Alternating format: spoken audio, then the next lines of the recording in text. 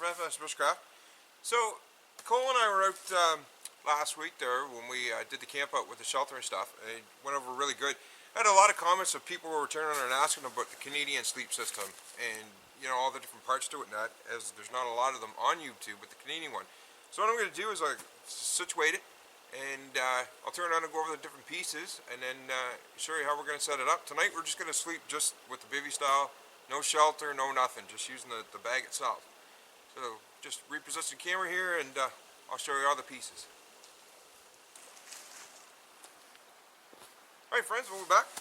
So, starting with the military sleep system, as I mentioned before in the last video, if you've seen that or not, but I'll go over it now. We've got the valise that turns out and holds the whole entire sleep system. So we're just going to undo the straps, the compression. Take out the top. So the first piece we've got sitting on the top is the Arctic hood. Now, this was more made definitely for being up in the Arctic. Like myself, I served 6 months up in Fox, Maine, the Star Wars satellite base.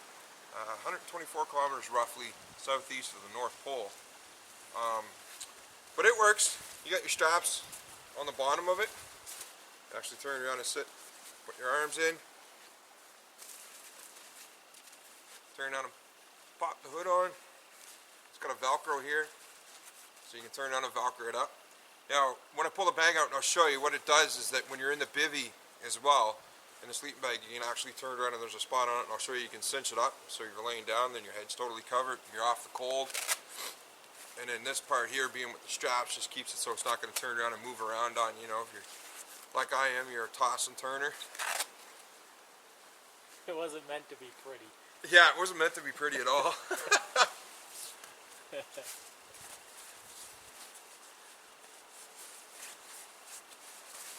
So we got the hood.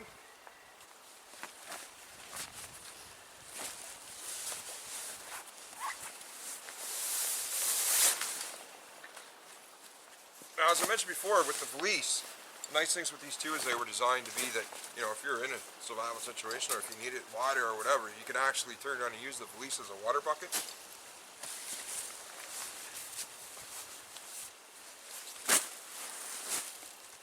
Now this part here is what we refer to for the video. I don't mind. I'll pull everything out. So this part here is what we call the actual bivy. And basically it's just a big, huge Gore-tex bag. Now, on the hood part here on the top, this is where I was talking about. So once you got the whole sleep system inside, you've got a cinch here. So you can turn around and cinch that up. Right? You pull the little, it's like a little bead that's really compressed onto the paracord. So you can wrap it right up around your head so you'd be in there nice and toasty. And obviously you want to keep your face out because of the fact of being that it is a Gore-tex bag. I mean, if you turned around and did cinch this all the way up, and guys have done that, you know, you can cinch it up pretty good and sit yourself inside, but I wouldn't recommend it because, you know, in the colder weather, you can build up condensation inside the bag. The bag is breathable, even though that it is waterproof, but still, it's not going to let that condensation out. So, kind of get the point. Turn around and wake up. Pretty chilly. So that's the bivy. Now the sleeping bag itself turns around and has 3 different pieces. So I'll start with the inside and work out. So on the inside you turn around and basically have just like a cotton liner is what it's basically referred to as. Now the purpose of it, it gives you a little bit of warmth, and as well as turning around to the fact, you know, if you're climbing into the bag, you know, the bag's like a nylon on the outside, so in the colder weather you get cold or whatever, so it does kind of act as an insulating layer. But the major purpose of it was for, like when we were out in the field and stuff like that, a lot of the times, depending on the operation that you're under or whatever, believe it or not, you may turn on and climb inside the bag with your boots on. Just because, you know, if you ever get that call and had to get out in a quick, you know, we used to do where we'd leave our boots on in the whole bit. Sometimes you just undo your combat pants, pull your pants down around your ankles so it was a little more comfortable, and that was it, and you laid in. So Worst case scenario, something happened, you can turn around and quickly pull up your pants, do them up, jump out of the bag. When it got back to the time that you get back to barracks or do whatever, you can just turn around and take this liner out, and this is all you had to launder. Everything else would turn around and be, you know, pretty much clean on the inside. Now, but like I say, it will give you warmth. Next part is the inside bag, the inner bag. And you usually always tell your inner bag from the outer bag because of the fact your inner bag is the one that's going to have the seams on the outside. You've got these tie parts, you see here in the middle. There's ties all over it. And what it does, as I'll show you on the outer bag, you can actually tie this to the inside of the bag, so once it's one complete system, it's all together. Now, I normally never did turn on and tie them up because I find it, when they're tied, it makes it hard to move around. But where I do is definitely on the top. You've got the little, I always call them dongles, but the little loops at the top. And you've got them on the outer bag too. I would tie those up, and then I would turn around and just come down to the one tie right here and turn around and tie that part of the bag. That way there it keeps the top of the bag together, so when you actually go to climb in and you know, trying to get yourself situated, you're not having this one turn around and bend down on you or whatever, and you're trying to fight, trying to pull it all up. So that's the inner bag. Now with the inner bag and the outer bag, now brand new, they turn around, they give minus 15 Celsius. Get Cole's help, he's better at it than I am, so that would be in Fahrenheit. How much is it? Minus 15 Celsius, so in Fahrenheit that would be... Double it and add 32, so... Oh, minus, I don't know. I don't know. What I usually do is I'll go on Google and put minus 15. That's normally what I need too. F. You know what we'll do is we'll turn around and we'll add it onto the thing. It's minus 15 Celsius for sure, brand new, that both bags. Now, I know myself, if you add the two of them together, that's only, you're getting roughly about minus 30. When I served in the Arctic, I actually turned around and slept. The coldest that I slept it was outside, and I was in an igloo. I slept in an igloo. I also turned around and slept in the Arctic tent. Now, mind you, got a little tiny stove going. It was minus 64 out, and totally warm. Coldest I've slept outside in the snow, guaranteed, is minus 40, and I've had no problem at all. That's what I heard, was they're rated for minus 40 Celsius. Yeah, That's the average. There is when ones, they're new. Yeah, you'll see guys that'll say, you know, a lot colder, and I have. Like I said, now, granted, I'll be honest. When I was in the Arctic too, at minus 60, I mean, it was between 60 to 65. It bounced around. You could feel a little bit of a cold, but it wasn't to the fact of being that, you know, you woke up or whatever. And I mean, there's other things too, like, you know, you have a Ranger blanket, you could wrap, you know, put inside, or even a wool blanket and stuff. There was guys that did that too and wrap it up. But for a system, you know, brand new, they're definitely good. Now this one, mine, to give you an example, surplus. The outer was turned around and first issued in October 1969. And it was manufactured. And the inner, the date's not wore off,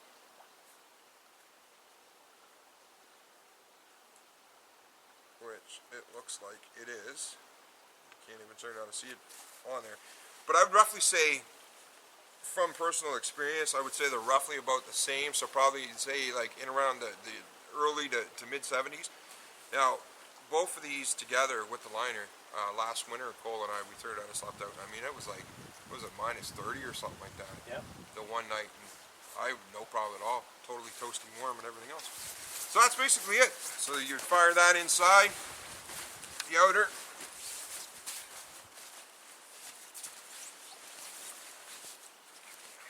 And they're basically the same bag, besides one has the ties, and you know, so they're both the same thickness. Oh yeah, exactly. Yeah. The outer and the inner are identical. The only difference is, yeah, exactly like you say, is that the inner obviously turns on and has the ties to tie to the inside, where, as you can see, the outer bag, it has no ties on the outside at all. And then that would just all go together like that. Like I said, I would turn around and line up the zippers here with the tabs and just turn around and tie those, and then I'd reach inside and just tie that first strap right here, and then there's another one right in the bottom of it. Tie that. That's going to keep it, like I say, if you go to climb into the bag, you know, when you're climbing into the bag, this one's not pulling down on you, and then you're in there trying to fight to get it up. And then obviously throw this inside the Gore-tex, and that's it. Now, the other thing I'll mention real quick, last thing with these bags, anybody that may have one, or if they find out it's not, you know, holding the heat or whatever, that's something I've heard a lot of too, and a lot of people talk about that. The biggest thing with these bags, especially the Canadian bags, I know for sure. The American ones, like I say, I know they're pretty much the same, but I can't say for sure because I've never turned around and used one. But on the Canadian one, they are down fill. So definitely when you go to turn around and lay it out, best way is to turn around and, you know, flare them up so that you've got that, and you can see how that one's doing it now. You've got the air in it. You need to get the down to move around so that it'll turn around, and when you climb into it, it's going to cause the air pocket inside the blanket. That's what's going to heat up, and that's what's going to keep you warm with the down that's in it. The other thing too, for taking care of them, you can definitely, people will turn around and say you can't wash them.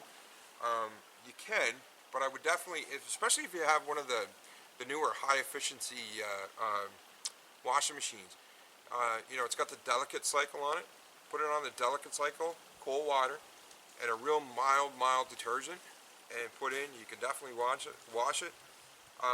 And if you got a dryer that's turned on and got the, like mine, it's actually called air fluff. Basically, if you put it on that and put it in the dryer, the dryer doesn't make any heat. It just basically blows air, is all it does. It tumbles around. That'll actually help to bring it back up. If not, you can definitely just hang it up. And then usually what I would do is if you hang it up, kind of drape it over something that you have hanging, and then you know, when it's about halfway through that it's almost totally dry or whatever, flip it around the other way. You can get what I mean. So if it's hanging this way, you know, turn around and bring it this way. And the only reason being is that's going to give it to dry on both sides evenly. And then once it's done, do the same thing. Make sure that you fluff it up, move it around so all the down gets all around. But anyway, That's it. that's the Canadian military sleep system. Used it for many years. Used it everywhere from definitely the North Pole to down in our local woods here. It does well, holds the heat. It's a nice sleep. So as always, any questions or anything, feel free to put them in the comments below. Down and Okay, this is what I like about bivvy camping. I've had a bivvy now for a few years and been using it and stuff. I've went out a few times on different camps. But this is what I love. You don't need a shelter. You take your bivvy bag, your sleeping bag inside, and you just flop it on the ground. That's it. And that's your shelter. That's his, you know, that's what I love about a bivvy bag. And like I said, I've never actually, you know, there is a trick to get in and out of them. And I've seen different videos where they showed, and I'm just kind of curious. We're going to watch Pete here, how he gets in and out of his, if he, you know, it might be hilarious. So go ahead, Pete. okay. So just for this, I'm going to take off my boots. Just because the boots that I have on are a little bigger than, you know, a normal combat pair of boots. That's the thing right there, where it's like a big, you know, just tube. Yeah, yeah. It was. So there. So I'd be sitting so that I got the bag, so I got the inner and the outer is on this side of my leg. And easily just lift it up, slide my legs in, then I would turn around and scoop my butt down a little bit. And now I'm going to turn away, but what I'm going to do is I'm going to turn away and I'm going to put my elbow. I'm going to put my elbow down in the middle of the bag where I want it, so the zipper's on this side, and then I'll just push myself in. So that kind of keeps it in line. Yeah. So yeah, that plants it down, so your bag's here, going to my stay. elbow's down. Cool. Scoot in. Now I can turn around and position myself.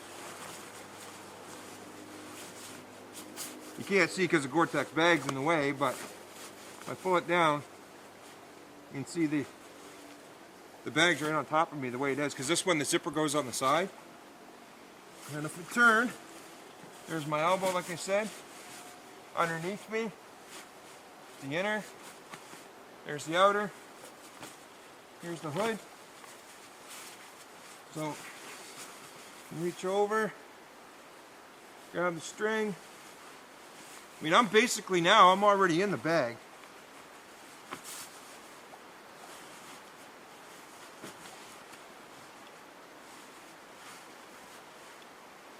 Take the black knob,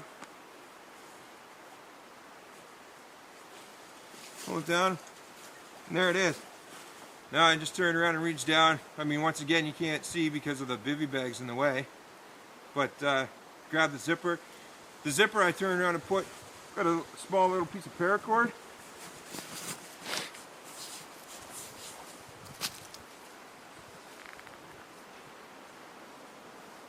And of course, when you're on camera, you're always getting technical difficulties. The zippers get caught on the other one.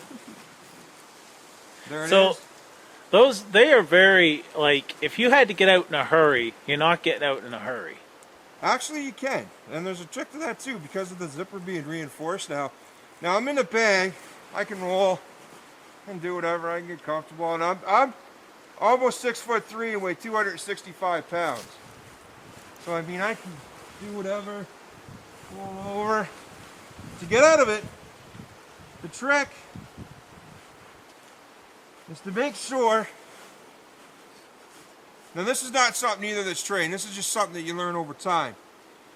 You put your hand, this is my left hand, put your left hand on the top zipper, put your right hand on the bottom zipper.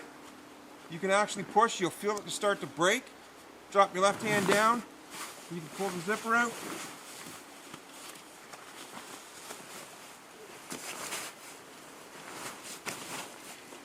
And like I said, I was a lot younger. But you can get out pretty quick then. Yeah. You can get out. 42. Last time I turned around and done this, I would have been 26, 27. Long time ago. But yeah, you can get out of it pretty quick. Yeah. That's pretty cool. That's pretty cool.